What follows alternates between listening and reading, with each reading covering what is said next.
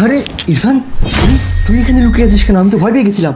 মায়ের বয়ফ্রেন্ড ওই যে ওই খাটের চিপাতে লুকিয়ে আছে। কি হলো? তোমরা বাপ ছেলে মিলে কি এত কথা বলতেছো? কি বলতেছিস তুই এইসব কথা? বাবা আমাকে না বিশ্বাসে কাজের কাজের মালিককে জিজ্ঞেস করো। কি হলো? তোমরা বাপ ছেলে মিলে কি এত কথা বলতেছো? কই না, কিছু না, এমনিতেই আমরা খেলাধুলা করতেছিলাম, এমনি গল্প করতেছিলাম। স্যার, বাবু ঠিকই কইতেছে, ম্যাডামের বয়ফ্রেন্ড ওই খাটের চিপায় লুকাই আছে। আরে আমি আর কতক্ষণ লুকিয়ে থাকবো?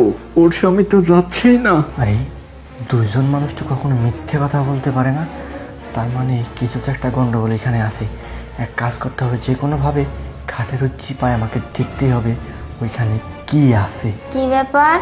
তোমরা সবাই মিলে কি এত কথা বলতেছো? আমি কিন্তু সবকিছু শুনে ফেলছি।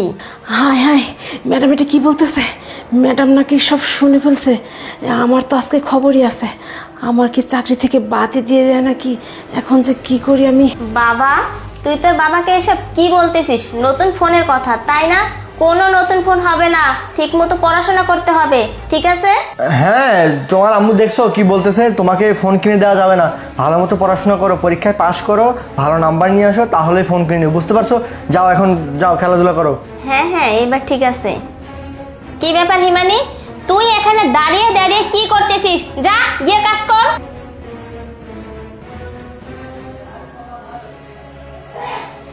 কাজের মহিলাকে আর আমার ছেলেকে তো এবার বের করে দিলাম, কিন্তু আমার স্বামীকে কিভাবে বের করে দিব?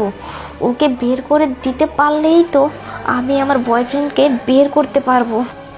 কি ব্যাপার নয়ন, তুমি সেই কখন থেকে এখানে বসে আছো? তুমি অফিসে যাবে না? যাও তাড়াতাড়ি অফিসে যাও, দেরি হয়ে যাচ্ছে তো। ও, আমি এখানে বসে আছি, এটা তোমার ভালো লাগতেছে না তাই না? সেজন্য তাড়িয়ে দিচ্ছ আমাকে এখান থেকে। ঠিক আছে, তুমিই থাকো, আমি যাই, রেডি হই।